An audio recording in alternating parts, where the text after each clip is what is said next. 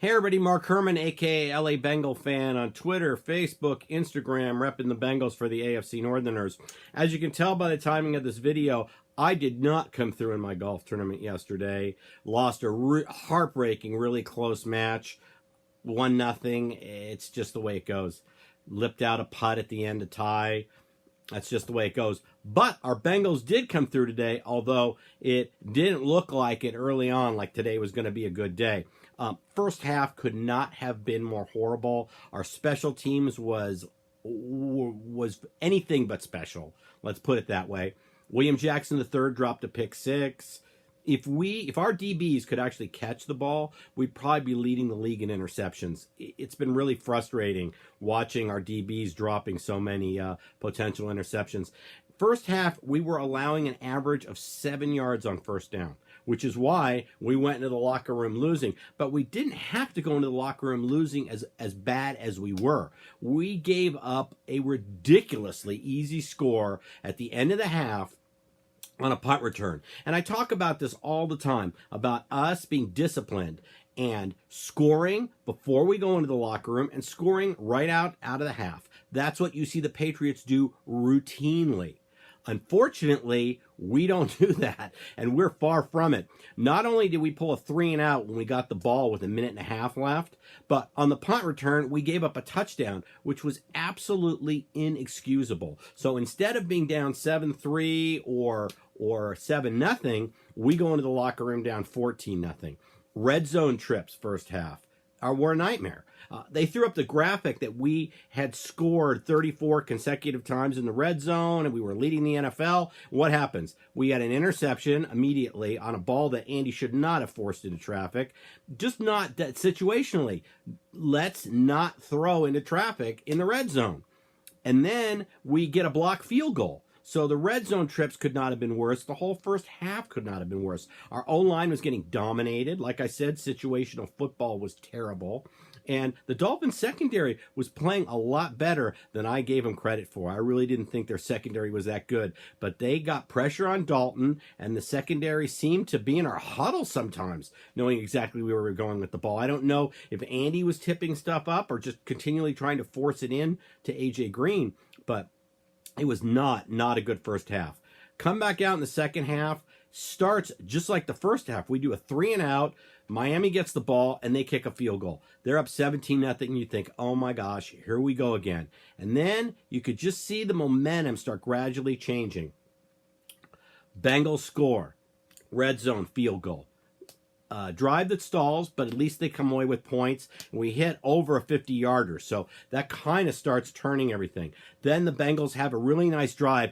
Catch a little break. I mean, Andy Dalton is under pressure. He underthrows it to Mixon, who comes back for the ball and gets in the end zone. So all of a sudden it's 17-10. You could feel the momentum shifting. And then, I don't know if you felt this way for the guys who were watching the game, but we had Miami on a 3rd and 16 deep in their own territory. Looks like we're going to force a 3-and-out, get the ball back at midfield. And what do? We give up a first down on a 3rd and 16. So getting off the field on 3rd down is still an issue.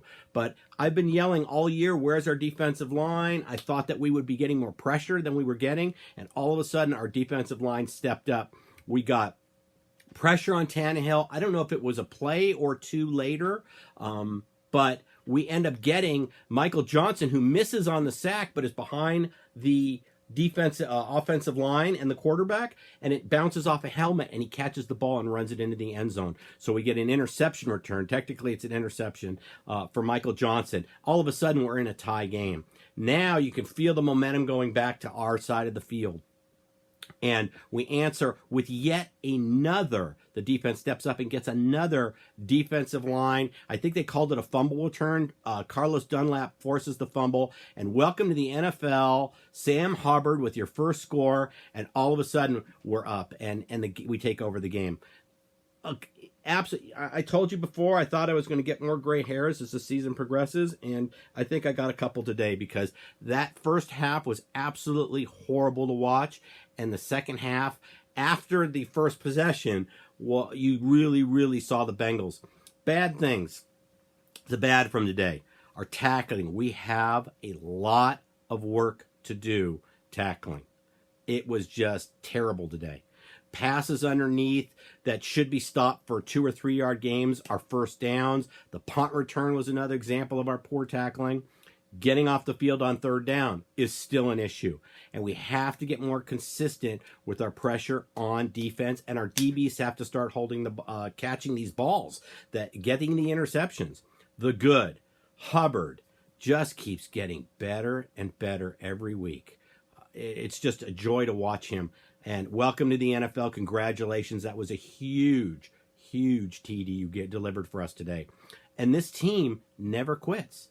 They do have Moxi. They never believe they're out of it. They keep fighting no matter what happens. And that's really, really nice to see. And lastly, I want to say it's really nice to see halftime adjustments, not just out of Bill Lazor, but out of our defense. We changed up how we were rushing the passer, how we were getting pressure. We were aided by the fact that I think one of the starting tackles of Miami got out of the game.